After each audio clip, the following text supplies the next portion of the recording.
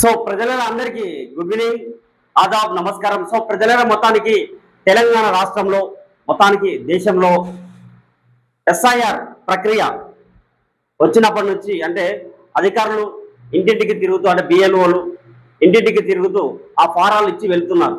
So అంటే ఆ ఫారాలను మనం ఏం చేయాలి, ఏంటిది ఆ ఫారాలు అనే అంశాలు జిల్లా కలెక్టర్ గారి నుంచి స్థానిక అధికారుల వరకు ప్రజలకు అవగాహన కల్పిస్తున్నారు. కాకపోతే పూర్తి స్థాయిలో ప్రజలు దాని మీద అవగాహన తెచ్చుకోలేకపోతున్నారు. ముఖ్యంగా మా ఉన్న ఓటర్ కూడా ఓటు హక్కు పోతుందేమో అని చెప్పి దీని మీద కొన్ని రకాలుగా ప్రజల్లో కొన్ని అభిప్రాయాలు వస్తున్నాయి. సో కొద్దిగా ఆందోళనకు గురి అవుతున్నారు ప్రజలు. స్థానికంగా ఎక్కడో ఉన్న సిటీలో ఉన్న వాళ్ళు మా స్థానికంగానే మా ఓటు ఉండాలి, మరి స్థానికంగా ఉందా లేదా అని చెప్పి దూరం నుంచి వచ్చి గ్రామాలకు కూడా వస్తున్నారు. ఆ ఫామ్స్ను చూసుకొని చూసుకుంటున్నారు. కానీ ఆ ఫామ్స్ని ఎలా ఫిల్అప్ చేయాలి, ఎలా అధికారులకు ఇవ్వాలి, అసలు ఆ ఫామ్స్ ఏంటివి అనేది కొన్ని అభిప్రాయాలు ఉన్నాయి ప్రజలకు. దాని నుంచి కొన్ని ఆందోళనకు గురి అవుతున్నారు. సో దీని మీదనే మనం ప్రజలకు అధికారులు ఒక బాధ్యతగా వ్యవహరిస్తున్నారు, ఆ బిఎల్ఓలు బాధ్యతగా వ్యవహరిస్తున్నారు, బిఎల్ఏలు కూడా బాధ్యతగా వ్యవహరిస్తున్నారు. సో బాధ్యత వ్యవహరిస్తున్నప్పటికీ కూడా ప్రజల్లో మరింత అవగాహన తీసుకురావడానికి మన జేఆర్ న్యూస్ ద్వారా ప్రజలకు మరింత అవగాహన తీసుకురావడానికి ముందుకు రావడం జరిగింది. సో ఈ అవగాహన కార్యక్రమాన్ని మనకు కొల్లాపూర్ పట్టణానికి చెందిన ఉపాధ్యాయుడు శ్రీకాంత్ అన్న గారు మా శ్రేయోభిలాషి మమ్మల్ని ఎప్పుడు ప్రోత్సహిస్తూ అన్ని విధాలుగా మేము అభివృద్ధి చెందే విధంగా మమ్మల్ని ఎప్పుడు వెనక ఉండి మమ్మల్ని ప్రోత్సహిస్తూ ఉంటారు. సో ఆ విధంగా మరి అవగాహన కల్పించడానికి వచ్చిన శ్రీకాంత్ అన్న గారి ఒకసారి పరిచయం చేస్తూ, అన్న ఇప్పుడు రాష్ట్రంలో ప్రధానంగా ఇప్పుడు తెలంగాణ రాష్ట్రంలో ముఖ్యంగా తెలంగాణ రాష్ట్రంలో ఆల్మోస్ట్ కొన్ని చదువుకు విద్యావంతులు ఉన్నారు, మేధావులు ఉన్నారు, విశ్లేషకులు ఉన్నారు, గ్రామీణ స్థాయి ప్రజలు ఉన్నారు. వీరందరూ లాస్ట్ విద్యావంతులు కూడా ఈ ఎస్ఐఆర్ పైన కొంచెం కన్ఫ్యూజన్లో ఉన్నారు. సో ఏంది ఇంతకు ఎస్ఐఆర్ అంటే ఏంది, ఎన్ని రకాలుగా ఉంటుంది ఇది? సో ప్రజలకు ఈ ఫామ్ ఇక్కడ కనిపిస్తున్న ఈ ఫామ్ అంటే బిఎల్ఓలు ఇంటింటికి వచ్చి ఇచ్చిపోతున్నారు. కాకపోతే ఇచ్చిపోతున్నారు కానీ వాళ్ళ దగ్గర ఉండి ఫామ్ ఫిల్అప్ చేయలేకపోతున్నారు. సో ఏంది దీనిపైన అసలు ఎలా ఫిల్అప్ చేయాలి, ఈ ఫామ్ అంటే ఏంది అనేది ఒకసారి ప్రజలకు తెలియజేయాలి. అందరికీ నమస్కారం. నా పేరు శ్రీకాంత్, స్కూల్ అసిస్టెంట్ మ్యాథమెటిక్స్. ఈ మధ్యనే నేను ఎస్ఐఆర్ తరఫున మన యొక్క కొల్లాపూర్ నియోజకవర్గం నుంచి నేను మాస్టర్ ట్రైనర్గా వెళ్ళడం జరిగింది. ఈ సందర్భంగా నేను అందరికీ చెప్పే విషయం ఏంటంటే, ఎస్ఐఆర్ అనేది ఇప్పుడు గతంలో కూడా ఉండే ప్రక్రియనే. ఇప్పుడు ఏదో కొత్తగా ఎలక్షన్ కమిషన్ వాళ్ళు చేస్తున్న ప్రక్రియ కాదు. మొట్టమొదటగా 2002వ సంవత్సరంలో కూడా చివరిసారిగా ఈ ఎస్ఐఆర్ ప్రోగ్రామ్ అనేది చేయడం జరిగింది. ఈ ఎస్ఐఆర్ను మనం చెప్పుకోవాలంటే ఇక్కడ స్పెషల్ ఇంటెన్సివ్ రివిజన్ అని చెప్పి ఎస్ఐఆర్ అంటాం. దీన్ని మనం తెలుగులో చెప్పుకోవాలంటే ప్రత్యేకమైన ఓటర్ జాబితా సవరణ కార్యక్రమం. ఈ ప్రత్యేక ఓటర్ జాబితా సవరణ కార్యక్రమంలో కూడా బిఎల్ఓలు ప్రతి ఇంటికి వెళ్ళి మన ఎవరైతే ఇదివరకే 18 సంవత్సరాలు నిండిన వాళ్ళు ఉన్నారో వాళ్ళందరికీ కూడా మన ఎన్యుమరేషన్ ఫామ్స్ అని సప్లై చేయడం జరుగుతుంది. ఈ ఎన్యుమరేషన్ ఫామ్ను ఎవరైతే ఫిల్అప్ చేసి మళ్ళీ బిఎల్ఓలకు అందిస్తారో వాళ్ళ ఓటు మాత్రం భద్రంగా ఉంటుంది. మెయిన్గా ఈ ఎస్ఐఆర్ ప్రోగ్రామ్ యొక్క ముఖ్య ఉద్దేశం ఏంటంటే 1 మ్యాన్ 1 ఓట్. ప్రతి వ్యక్తికి భారతదేశంలో ఎక్కడైనా సరే వాళ్ళకు ఒక వ్యక్తికి ఒకే ఓటు ఉండాలి అన్న నినాదంతో వచ్చిందే ఈ యొక్క సర్ ప్రోగ్రామ్. కాబట్టి ఈ సర్ ప్రోగ్రామ్ పైన చాలా మంది అభద్రతా భావంతో ఉండరు. ఎందుకంటే అరే మా ఓట్లు పోతాయంట, మా ఓటు గల్లంత అయిందంట అనే దానిపైన చాలా మంది రకరకాలుగా ఇబ్బంది పడడం చూస్తే ఆశ్చర్యంగా ఉంది. ఎవరి ఓటు కూడా అసలు మిస్ కాదు, అందరి ఓట్లు భద్రంగా ఉంటాయి. కాకపోతే ఆర్టికల్ 326 ప్రకారం 18 సంవత్సరాల వరకు అయితే నిండింటో వాళ్ళందరూ కూడా ఓటు హక్కు అనేది మన ప్రభుత్వం కల్పించబడింది. దీని ఆధారంగా చేసుకుని అనేక రకాలుగా మన యొక్క బూత్ లెవెల్లో కూడా అధికారులు ప్రతి సంవత్సరం నిరంతరం ఈ ప్రక్రియ అనేది ఇప్పుడు చేస్తున్న ప్రక్రియ కాదు, ఓటర్ల ప్రక్రియ అనేది నిరంతరం జరుగుతూనే ఉంటుంది.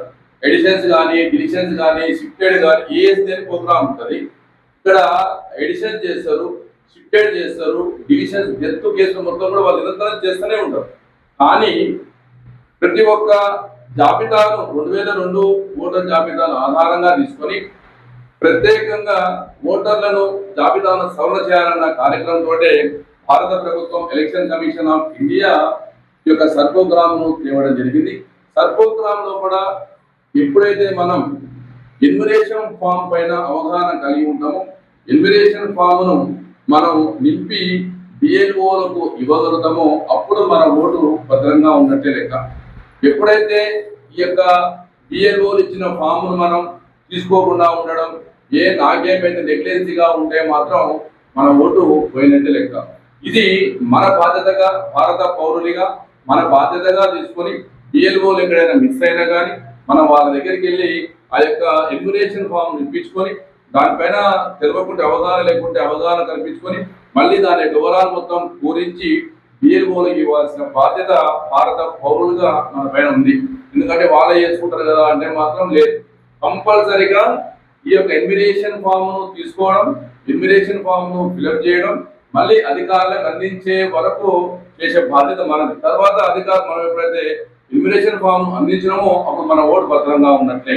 అయితే ఈ యొక్క ఎన్యుమరేషన్ ఫామ్ పైన చాలా మందికి రకరకాల అవగాహన లోపం వల్ల ఇబ్బంది ఎదురవుతుంది.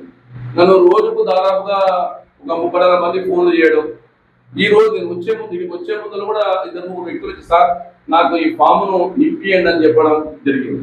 అయితే చదువుకున్న వాళ్ళకు కూడా దీనిపైన ఒక భయాందోళన జరిగింది. ఈ ఫామ్ లో అంటూ ఏమీ లేదు. ఈ ఫామ్ లో కూడా ఉండే అంశాలు అనేవి చాలా సున్నితమైన అంశాలు మాత్రమే ఉంటాయి. ఈ ఫామ్ ను మనం ఎన్యుమరేషన్ ఫామ్ అంటాం. ప్రతి ఇంటిలో కూడా ఎవరైతే ఓటర్ ఉంటారో ఆ ఓటర్లకు బిఎల్ఓలు అందించేది ఇప్పటికే. దీనిలో కూడా 3 రకాల స్టెప్స్ ఉంటాయి. ఈ ఫామ్ లో కూడా ప్రతి ఒక్కరికి 2 ఫామ్స్ ఇచ్చిపోతారు.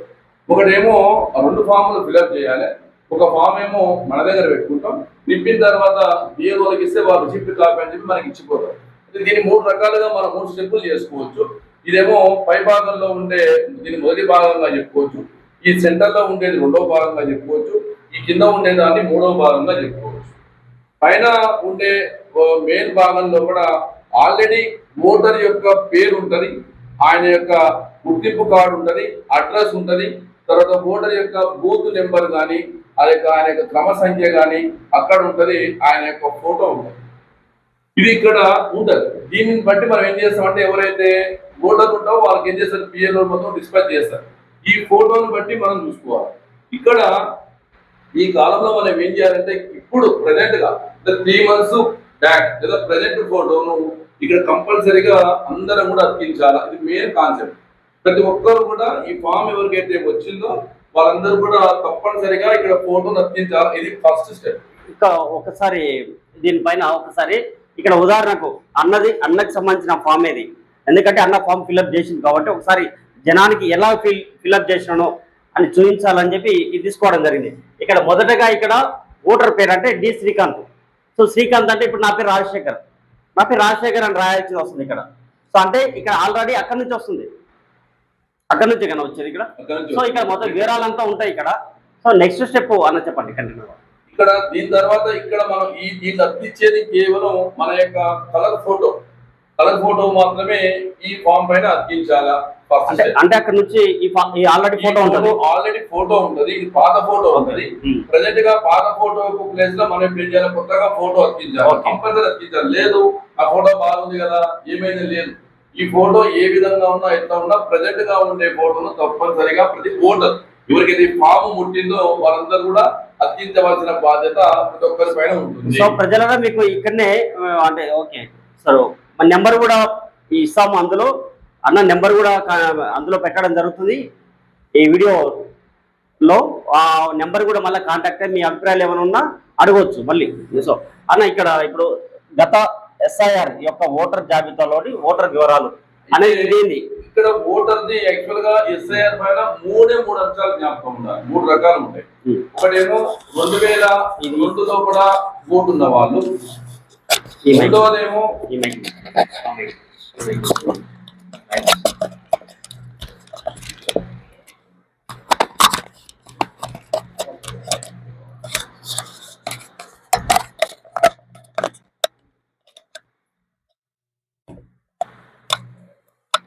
ఇక్కడ ఎస్ఐఆర్ లో కూడా ముఖ్యంగా 3 అంశాలు జ్ఞాపకం ఉండాలి. మనకు 3 విధాలుగా ఉంటుంది. ఒకటి 2002 ఓటర్ జాబితాలో పేరున్న వాళ్ళది ఒకటి. తర్వాత రెండో లెవెల్ అంటే వాళ్ళకు 2002లో ఓటు ఉండదు, కానీ వాళ్ళ అమ్మ కానీ వాళ్ళ నాన్న కానీ వాళ్ళ తాత కానీ వాళ్ళ నాన్నమ్మ కానీ వాళ్ళు 2002 లోపల ఉండింటారు. అది రెండో అంశం. మూడో అంశం అంటే వానికి ఎవ్వరు ఉండరు, 2002లో ఓటు ఉండదు, 2002లో ఇలాంటి రిలేషన్ ఉన్న వాళ్ళు ఉండరు. ఇది 3 రకాలుగా మనకు అవగాహన కలిగి ఉండాలి. మెయిన్ కాన్సెప్ట్ ఇది. ఫస్ట్ 2002 లోపల నేనే ఉన్నా, నా పేరు శ్రీకాంత్.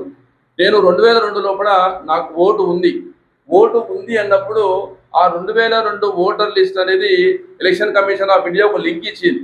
ఆ లింకును మనం ఒత్తినట్లయితే అంత ముందుకు మన యొక్క హౌస్ నెంబర్ను దానిలో ప్రింట్ చేస్తే, అంత ముందుకు మన యొక్క బూత్ నెంబర్ మనం ప్రింట్ చేసినట్లయితే వాస్తవంగా నీ ఓటు ఎక్కడుందో తెలిసిపోతుంది. అప్పుడు 2002 లోపల నీ పేరు ఎట్లా ఉన్నది, మీ నాన్న పేరు ఏమున్నది, తర్వాత నీ యొక్క సీరియల్ నెంబర్ ఎంత, అవన్నీ వివరాలు వస్తాయి. ఆ వివరాలను ఇక్కడ మనం 2002 లోపల నీకు ఓటు ఉన్నట్లయితే ఈ ఫస్ట్ కాలం లోపల నింపాలా. 2002లో ఏ విధంగా ఉందో అదే విధంగా నింపాలి. నా పేరు అప్పుడు ఏమున్నది, యాక్చువల్గా డి శ్రీకాంత్ అని ఉంది, కానీ అప్పుడు శ్రీకాంత్ అని మాత్రమే నా పేరు ఉంది.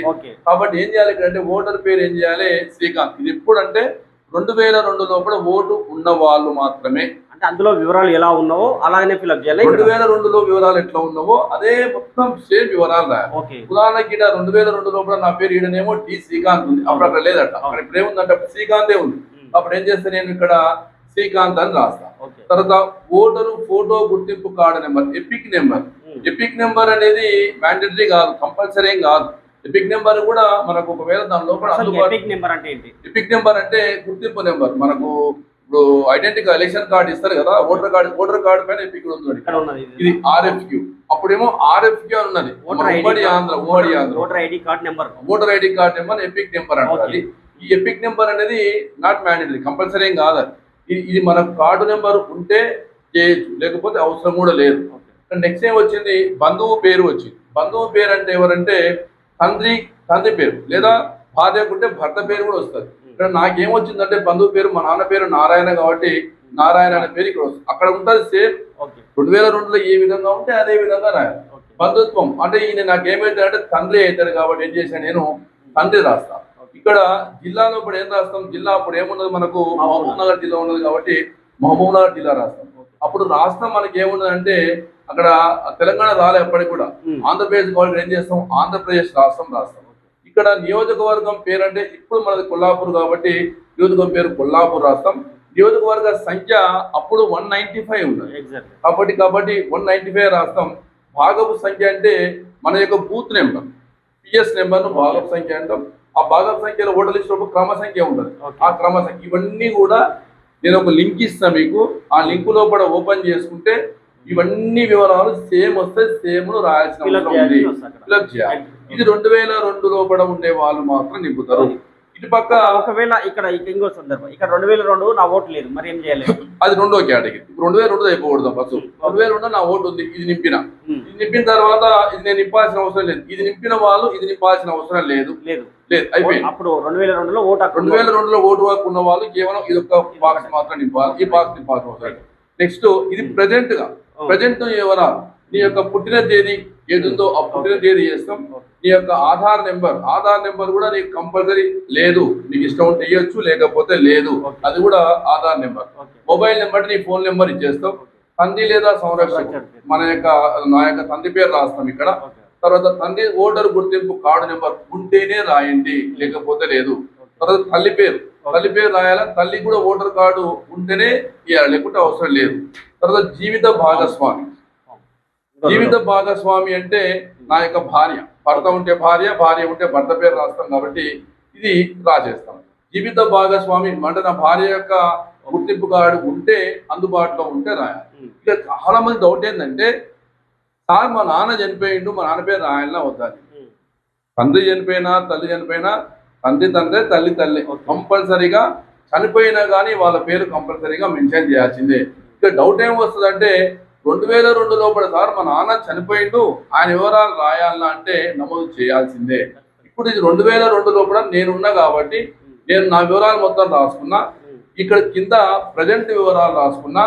ఇక్కడ చూడండి కింద ఒకటి అంశం ఇచ్చిండు, ఈ దరఖాస్తు సంబంధించి నాకు తెలిసినంత వరకు మరియు విశ్వసించిన మేరకు అసత్యమైన మరియు అసత్యమైనదిగా తెలిసిన లేదా విశ్వసించిన లేదా నిజమైనదిగా విశ్వసించలేని పైన వివరణ లేదా డిక్లరేషన్ చేయడం అనేది ప్రజాప్రభుత్వ చట్టం 1950లో 31 విభాగం కింద శిక్షార్హము. దీని కింద 1 సంవత్సరం వరకు పొడిగించదగిన జైలు శిక్ష లేదా జరిమానా లేదా 2 విధించవచ్చునని నాకు తెలుసు. ఇది మెయిన్ తెలవాలి జనాలకు. తప్పుడుగా నాకు 2 ఉదాహరణకు నాది సొంత గ్రామం సాతాపూర్లో నాకు ఓటు ఉంది, కొల్లాపూర్లో కూడా నాకు ఓటు ఉంది. నేను 2 ఓట్లకి ఇట్లా ఇప్పుడు తప్పిదారి నాకు 2 ఓట్లు నేను యాక్సెప్ట్ చేసినట్లయితే, ఏదో పలుకూడిపై నేను 2 చేసినట్లయితే మాత్రం అది 100%గా చట్టరీత్యా నేరము అని చెప్పి ఇక్కడ మనకు అవగాహన, మనం సంతకం పెడుతున్నాం మనం ఇక్కడ. అప్పుడు జనాలకి తెలియక ఏదో ఫస్ట్ ఈ లైన్ చూసుకోవాలి. అంటే ఇక్కడ ఇంకో విషయం ఏంటంటే, ఇక్కడ చదువురాని రైతులు ఉంటారు కానీ ఇంట్లో ఎడ్యుకేషన్ పర్సన్స్ ఎవరు ఉండరు. కానీ ఇక్కడ బిఎల్ఓలు ఇక్కడ చదివి వినిపించాల్సిన బాధ్యత వాళ్ళకు ఉంటుందా? బిఎల్ఏలు కానీ యాక్చువల్గా బిఎల్ఓలకు సపోర్ట్గా ఆసరాగా ఏం చేశాడు, ఈ మధ్యన బిఎల్ఏలు పెట్టింది. కాబట్టి బిఎల్ఏలు అనే వివిధ రాజకీయ పార్టీల వాళ్ళు ఉంటారు కాబట్టి వాళ్ళు కొంచెం చొరవ తీసుకొని ఈ కార్యక్రమం చేయాల్సిన అవసరం ఉంది. ఎందుకంటే బిఎల్ఏలకు కూడా బాగా ఉంది దీనిపైన అవగాహన. ఆల్రెడీ మేము బిఎల్ఏల శిక్షణా కార్యక్రమం ఏర్పాటు చేసినాం. దీనిపైన పర్ఫెక్ట్ గా ఈ ఫామ్ను ఎట్లా నింపాలో మంచి అవగాహన కల్పించిన వాళ్ళు చెప్పాల్సిందల్లా ఒకటే, ఇక్కడ నా కుటుంబ సభ్యుని పేరు కానీ మరి ఇతర శాసనసభ నియోజకవర్గం లేదా పార్లమెంట్ నియోజకవర్గంలో చేర్చబడలేదు. అంటే నేను ఒకటే, నాకు 2-3 ఓట్లున్నా నేను లేదు సార్, నేను ఒక్కసారే ఓటు ఇస్తున్నా అని చెప్పి నీ ఇష్టపూర్తిగా సంతకం చేసి ఇస్తున్నటువంటి ఫామ్. కాబట్టి ఇది ఫస్ట్ స్టెప్. ఎవరు 2002 లోపల ఓటు ఉన్న వాళ్ళు ఏమేమి నింపాలా, ఇక్కడ 2002 లోపల మీ ఓటు ద్వారా ఎట్లా ఉంటావో అది నింపాలా. తర్వాత ప్రజెంట్ గా నీ వివరాలు మొత్తం కూడా నింపాలి. నింపి సంతకం పెడితే ఈ 2002 యొక్క ఫామ్ అయిపోతుంది. సో ఇప్పుడు 2 ఫామ్లు ఇస్తున్నారు ప్రజలకు, ఇంటికి వెళ్ళి 2 ఫామ్లు ఇస్తున్నారు. సో మొదటి ఫామ్ అంటే 2 ఒకేలాగా ఉంది, 2 ఒకటే ఫామ్లు, 2 ఒకటే నింపాలి. 2 ఒకటే నింపి బిఎల్ఓలకు వస్తారు, మన దగ్గరకు వస్తారు. మళ్ళీ అప్పుడు ఏం చేయాలంటే ఈ 2 ఫామ్లను వాళ్ళకి ఇస్తే ఒకటి సంతకం పెట్టి మనకి ఇస్తారు. అంటే వాళ్ళకి రిసిప్ట్ అయినట్టు ఒక ఫామ్ మనం పెట్టుకుంటే ఒక ఫామ్ వాళ్ళకి ఇస్తాం. అంటే ఒకటి రసీదు లాగా, రిసిప్ట్ లెక్క. Okay right. రెండో స్టెప్కి వెళ్దాం ఒకసారి. ఇప్పుడు సెకండ్ స్టెప్ ఏంటంటే 2002 లోపల ఓటు ఉండదు, కానీ 2002 లోపల ఎవరైతే ఓటు ఉండదో వాళ్ళ బంధువులు ఆ జాబితాలో ఉండింటారు. ఇది సెకండ్ స్టెప్. ఇప్పుడు నేను ఉన్నా, నా కూతురు ఉంది, నా కూతురు 2002 లోపల నా కూతురు ఓటర్ కాదు, కానీ నా కూతురికి ఓటు ఉంది. అటువంటి వాళ్ళు ఏం చేయాలన్నప్పుడు ఎవరైతే 2002 లోపల ఓటు లేకుండా ఉంటుందో వాళ్ళు 2002 లోపల తల్లి కానీ తండ్రి కానీ తాత కానీ నాన్నమ్మ కానీ వాళ్ళ వివరాలను మనం తప్పనిసరిగా మనం ఇక్కడ అందించాల్సిన అవసరం ఉంది. తప్పనిసరిగా అందించాలి. వాళ్ళు అప్పుడు ఏం చేయాలంటే ఇక్కడ కాకుండా ఇక్కడ రాయాలి వివరాలు. ఇక్కడ ఏం రాస్తాం, ఇప్పుడు నాకు గత SIR లో ముందు కాలంలో పేర్కొన్న బంధువుల వివరాలు. ఇప్పుడు ఇక్కడ ఏం చేస్తామంటే దీని లోపల నా కూతురి ఫామ్ నింపుతున్నప్పుడు నా కూతురు 2002 లోపల ఓటు లేదు, కానీ ఆయన తండ్రిగా నాకు ఓటు 2002లో ఉంది. కాబట్టి ఆ వివరాల మొత్తాన్ని కూడా ఇక్కడ సేమ్ అంతకుముందుకు నేను ఎట్లయితే ఇక్కడ నింపినో అవే వివరాలను తెచ్చి ఇక్కడ సేమ్ నింపాలంతే. సేమ్ ఓటర్ పేరు, బంధు పేరు, ఇవన్నీ ఇక్కడ నింపిన వివరాలు ఇక్కడ వస్తాయి, నా కూతురుకు వస్తాయి. నా కూతురు పేరు ఎక్కడ కూడా కనపడదు. నా కూతురు పేరు ఎక్కడ ఉంటుంది, ఆల్రెడీ పైన వచ్చింటుంది. నా కూతురు ఫామ్ లో పైన వచ్చింటుంది ఆల్రెడీ. ఆ కూతురు ఫామ్ నింపుతున్నాయి. ఇప్పుడు నేను ఆ కూతురు ఫామ్ నింపినప్పుడు ఇక్కడ ఏం చేస్తాం, వల్ల నా కూతురు యొక్క వివరాలు మొత్తం కూడా వచ్చేస్తాం. ఇక్కడ సంతకం పెట్టి ఇస్తాం. ఇది సింపుల్ ఫామ్. సింపుల్ ఫామ్ ఏం చేస్తుందంటే అభద్రతా భావం. నేను ఏం పెన్ను పట్టుకొని ముట్టుకుంటే నాది ఏం తప్పిపోతున్నాయి కథను అని అభద్రతా భావంతో మాత్రమే జనాల్లో కూడా ఇది ఒకటి అయిపోయింది. ఎందుకంటే ప్రతి ఒక్కరు కూడా ఇది SIR ఫామ్ అంట, ఏమో అప్లికేషన్ ఫామ్ ఏమడి 10th క్లాస్ బొమ్మ పెట్టాలంటే, ఆధార్ కార్డు పెట్టాలంటే, ఇవన్నీ అపోహలు. అది ఎప్పుడైతుందంటే యాక్చువల్గా మనకు ఈ వ్యవస్థ అనేది 5 రకాల స్టెప్స్ ఉన్నాయి. ఇక్కడ మనం ఈ 5 రకాల స్టెప్స్ లోపల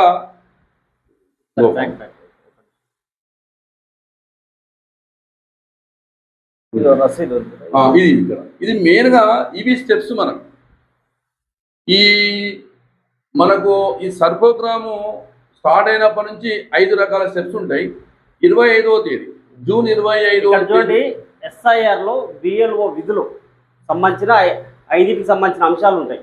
సో దానిపైన అన్న చెప్తే చెప్పండి అన్న, కంటిన్యూ. ఇప్పుడు ఫస్ట్ స్టెప్ ఏముంటుందంటే గత నెల 25వ తారీఖు నుంచి ఈ నెల 24వ తారీఖు ఫస్ట్ స్టెప్ ఏం చేస్తారంటే బిఎల్ఓలు కానీ బిఎల్ఏలు కానీ హౌస్ టు హౌస్ ఎన్యుమరేషన్, ఈ ఎన్యుమరేషన్ ఫామ్ ఉంది కదా, దీని ఎన్యుమరేషన్ ఫామ్ అంటారు. ఎన్యుమరేషన్ ఫాము ఎవరైతే 2005 లోపల ఓటు హక్కు వినియోగించుకుంటారో వాళ్ళకందరి ఫామ్ ప్రింటెడ్ అయ్యి వచ్చింటాయి. ఆ ప్రింటెడ్ ఫామ్ తీసుకొని 25వ తారీఖు నుంచి ఈ నెల 24వ తారీఖు వరకు ఇస్తారు. మళ్ళీ ఆ ఫామ్ను నింపించుకొని తీసుకునే బాధ్యత బిఎల్ఓలది మరియు బిఎల్ఏలది మొదటి దశ. దాంతో పాటు వాళ్ళు వచ్చి తీసుకుపోవడం అనేది అఫీషియల్గా వాళ్ళది. కానీ భారత పౌరునిగా నేను కూడా ఆ ఫామ్ను నింపి ఇక్కడ ఎలక్షన్ కమిషన్ ఆఫ్ ఇండియా ఏదైతే చెప్పిందో ఒక వ్యక్తికి ఒకే ఓటు అన్న దానిలో పాల్గొనాలంటే మనం కూడా బాధ్యతగా ఆ ఫామ్ మిస్ అయినా కూడా పోయి తీసుకోవడం, ఆ ఫామ్ను నింపడం తెలియకపోతే తెలుసుకోవడం, నింపడం, మనకు తెలియని వాళ్ళకుంటే వాళ్ళు కూడా చేదోడు వాదోడు కానీ నేను ఫామ్ నింపిస్తారా అని చెప్పడం అనేది ఒక భారత పౌరునిగా మన బాధ్యత. అంతేగాని నేను నింపుకునలే, నా ఫామ్ నింపుకునలే, పక్కడు ఏమన్నా పోతుంటే మాత్రం మనం ఏం చేయలేము. కాబట్టి ఇది మనం చేసాము. మళ్ళీ నింపుకొని దగ్గర పెట్టుకొని ఆ బిఎల్ఓలకు ఇవ్వకపోయినా పోతుంది ఓటు గల్లంతు. ఒక్కటే ఈ ఫామును మనం 24వ తారీఖు వరకు, ఈ నెల 24వ తారీఖు వరకు నింపి బిఎల్ఓలకి ఇవ్వకపోతే మన ఓటు గల్లంతైనట్టే, పోయినట్టే. అది మాత్రం బాగా గుర్తు పెట్టుకోవాలి. ఈ విషయంలో ఎక్కడా నిర్లక్ష్యం అనేది జరగవద్దు. సో అనేది అధికారులు ద్వారా వినిపిస్తున్నారు. తర్వాత ఈ రెండో దఫాకు వచ్చినట్టయితే ఇది 24వ తారీఖు పట్టుకు వరకు మనకు బిఎల్ఏలు వచ్చింటారు, లిస్ట్ ఇచ్చింటారు. ఆ లిస్టు మనం తీసుకుంటాం, ఫామ్ నింపుతాం, ఇస్తాం. ప్రస్తుతానికి ఈ స్టెప్ లో ఉన్నాం. ఇప్పుడు ప్రస్తుతానికి ఈ స్టెప్ లో అంటే ప్రస్తుతానికి ఈ రోజు 3వ తేదీ అంటే 24వ తేదీ వరకు ఇది మనం చేయాల్సిన పని. ఈ నెల 24వ తేదీ వరకు చేయాల్సిన అన్న రెండో తర్వాత సెకండ్ ఏంటంటే 24వ తారీఖు అయిపోయిన తర్వాత ఎవరైతే ఈ లిస్టు మొత్తం ఎన్యుమరేషన్ ఫామ్లు అన్ని ఇచ్చింటారో వాటన్నిటినీ కూడా బిఎల్ఓలు ఏం చేస్తారంటే వాళ్ళ యొక్క యాప్ లో కూడా మొత్తం కూడా దాని వివరాలు సేకరించుకొని వాళ్ళు భద్రపరుచుకున్న తర్వాత ఇచ్చిన వివరాలు మొత్తం కూడా ఒకటి ముసాయిదా డ్రాఫ్ట్ రఫ్ ఓటర్ లిస్ట్ అనేది 31 రోజు ఎక్కడైతే బూతులు ఉంటావో ఆ బూతుల దగ్గర ఈ 24వ తేదీ వరకు ప్రతి ఒక్కరికి తీసుకున్న వాళ్ళందరూ ఇవ్వాలి. ఒకవేళ బిఎల్ఓకు అందకపోతే వాళ్ళకి ఎలా తెలుస్తుంది? ఇవ్వకపోతే బిఎల్ఓలకు అందకపోతే కంపల్సరీగా ఇది రాష్ట్రం మొత్తం జరుగుతున్న ప్రోగ్రాం కాబట్టి ప్రతి ఓటరు బిఎల్ఓను అడిగి ఇప్పించుకొని తీరాల్సిందే. బిఎల్ఓ బాధ్యత అనేది కంపల్సరీగా చేయాలి. బిఎల్ఓలు కూడా దీని అలసత్వం ప్రదర్శించిన, ఏమైనా తప్పుడు సమాచారం ఇచ్చిన వాళ్ళపైన కూడా కఠిన శిక్షలు ఉన్నాయి. కాబట్టి మనం ఒక భారత పౌరునిగా ఓటు మన బాధ్యత కాబట్టి కంపల్సరీగా అంత ప్రోగ్రాం, ఈ మన్మంతు ప్రోగ్రాం కూడా అంత జరుగుతుంది కాబట్టి నీకు ఓటు కాకుంటే నేను ఇంటికాడ హైదరాబాద్లో కూర్చున్నా నాకు ఆ బిఎల్ఓ మేడం ఇవ్వలేదు అని ఏదో ఇక్కడ పంతాలు పట్టింపులో పోకుండా కంపల్సరీగా ఆ ఎన్యుమరేషన్ ఫామ్ తీసుకునే బాధ్యత ప్రతి భారత పౌరుడు కలిగి ఉండాల్సిన అవసరం ఈ సందర్భంలో కూడా ఉంది. ఓకే అన్న, ముసాయిదా టాప్ ఓటర్ల జాబితా ప్రచురణ 31/7/2026. ఇదేంటంటే ఇక్కడ మనని ఫామ్స్ అన్ని ఇచ్చిండే కదా మనం, ఆ ఫామ్స్ మొత్తం కూడా వాళ్ళు క్రోడీకరణ చేసుకొని ఎవరెవరైతే ఎలిజిబుల్ ఉన్నారో ఉదాహరణకు నా ఇంటికి వచ్చిండ్రు, నా ఇంట్లో 4 ఫామ్లు ఇచ్చారు. 4 ఫామ్లు ఇచ్చే దానిలో ఎవరెవరి ఫామ్ ఉందంటే మా అమ్మ ఫామ్ ఉంది, నా ఫామ్ ఉంది, నా కూతురు ఫామ్ ఉంది, నా భార్య ఫామ్. ఈ 4 ఫాముల్లో కూడా మా అమ్మ ఈ మధ్యనే చనిపోయినప్పుడు ఆ ఫాము నేను ఏం చేయాలి, నింపేయాల్సిన అవసరం లేదు. ఆ ఫాము నేను బ్యాక్ ఇస్తే వాళ్ళు బిఎల్ఓలు ఏం చేసుకుంటారంటే డెత్ కింద చేసుకుంటారు. లేదా ఇప్పుడు నా ఇంట్లోనే 2 ఓట్లు వచ్చినాయి, నాది డబుల్ కూడా వచ్చింది. నా వార్డు ఇప్పుడు 9th వార్డు ఉంది, అంతకుముందుకు నేను 3వ వార్డులో నిండి ఆ 3వ వార్డులో ఆ ఇంటి కాడ ఓటు వచ్చింది, ఇంటి కాడ ఓటు వచ్చింది. 2 ఫామ్లు వచ్చి మాకు బిఎల్ఓ నా ఇంటికాడ ఇచ్చిపోయారు. అప్పుడు నేనేం చేయాలంటే నేను ఏ వార్డుకు అయితే నేను సెలెక్ట్ చేసుకుంటానో ఆ వార్డు ఫామ్ మాత్రమే నింపి 2వ వార్డును చెప్పాలి, మాకు అమ్మ నేను నాకు ఓటు వచ్చింది, ఈ ఓటు నేను రిజెక్ట్ చేస్తున్నా అని చెప్తే ఆమె దాన్ని క్రియేట్ చేసుకుంటాను. ఈ విధంగా దేశం మొత్తం మీద ఒక వ్యక్తికి ఒకటే ఓటు అన్న నిదానం అనేది బలంగా జనాల్లో కూడా కాదు వెళ్ళిపోయింది. ఎవరో 2-3 తప్పు చేయొచ్చు కానీ ఎవ్వరు కూడా 2 ఓట్లు అనే వాళ్ళు లేరు. దాదాపుగా హైదరాబాద్లో ఉండే వాళ్ళు ఫోన్ చేసి అడుగుతున్నారు, సార్ మేము హైదరాబాద్లో మా ఓటు వదులుకుంటున్నాం గ్రామాల కోసం. కాబట్టి గ్రామాల్లో కూడా ఓట్ బ్యాంక్ అనేది బలంగా అవుతుంది, పట్టణాల్లో కూడా ఓట్ బ్యాంక్ బలహీనం అయిపోతుంది. కాబట్టి జనాలు మొత్తం చూపు కూడా తన సొంత ప్రాంతం పైనే అభిమానం ఉంది కానీ పోయిన కాడ మాత్రం లేదు. ఇది ఈసారి పక్కా నిరూపితం అవుతుంది. అటువంటి వారం లిస్టు మొత్తం రఫ్ జాబితాను 31వ తారీఖు డ్రాఫ్ట్ అంటాం దీన్ని. ఎక్కడైతే మన పోలింగ్ స్టేషన్ పోలింగ్ బూత్ ఉంటుందో అక్కడ ఏం చేస్తారు, దాన్ని అతికిస్తారు, పే చేస్తారు.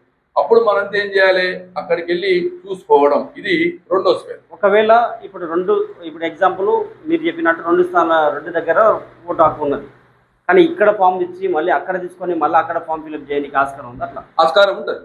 చేసి వాళ్ళకి అలాంటి తెలియదు కదా. ఏమైనా వాళ్ళ- అటువంటివి మనకి ఏం చేసి డ్రాఫ్ట్ మొత్తం అయిన తర్వాత బయటకు వస్తాయి. బయటికి వస్తుంది. అలాంటప్పుడు మాత్రం కఠినమైన శిక్ష ఉంటది, తప్పనిసరిగా జరిమానా ఉంటది, జైలు శిక్ష ఉంటది. మాట అలా వాస్తవం. చేసేవారికి అలా చేసేవారికి వాళ్ళు ఏమంటారంటే ప్రభుత్వం ప్రజలలో ఇది చూడండి చాలా సీరియస్ ఈ విషయంలో. ఎందుకంటే భవిష్యత్తు మీది, అనవసరంగా జీవితాన్ని ఆగం చేసుకోవద్దు.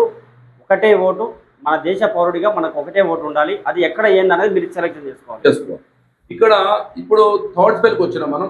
థర్డ్ స్టెప్ ఏముందంటే క్లెయిములు, అభ్యంతరాలు, దాఖలు కాదు. ఇవన్నీ ఓటు ఇచ్చినావు, కరెక్ట్ గా నింపి ఫామ్ ఇచ్చినావు, కానీ ఈ రోజు వచ్చిన లిస్ట్ నీ పేరు లేదు, దళ్ళంత అయిపోయింది.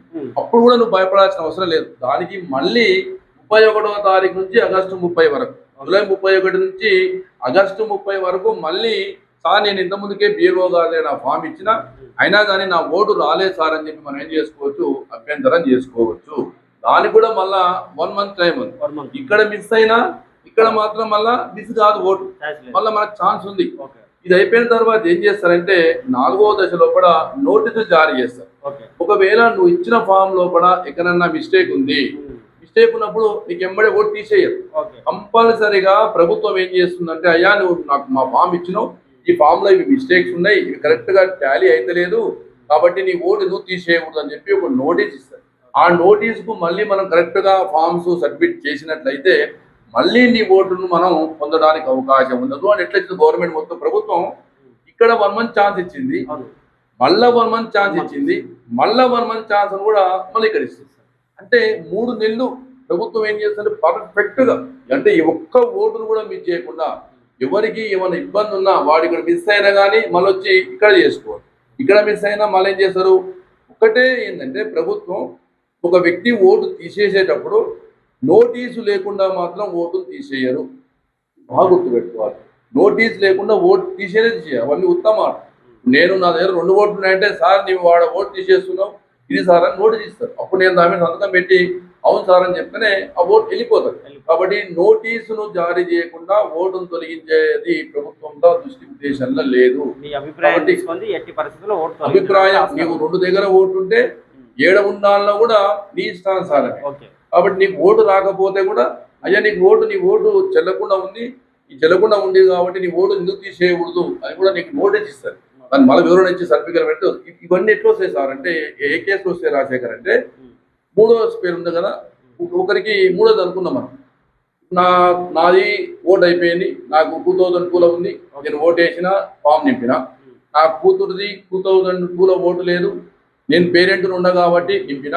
2వ స్టెప్. 3వ స్టెప్ మనకి ఎవరు ఉన్నాడు, రిలేషన్ లేదు, ఏమీ లేదు, పాపం మనకి ఎవరు లేరు, అటువంటి వాడు భయపడుతున్నాడు. అటువంటి వాడు కూడా సేమ్ ఫామ్ వచ్చిండు, ఆ ఫామ్ నింపి ఇవ్వాలి. ప్రజెంట్గా అయితే ఇవ్వాలి.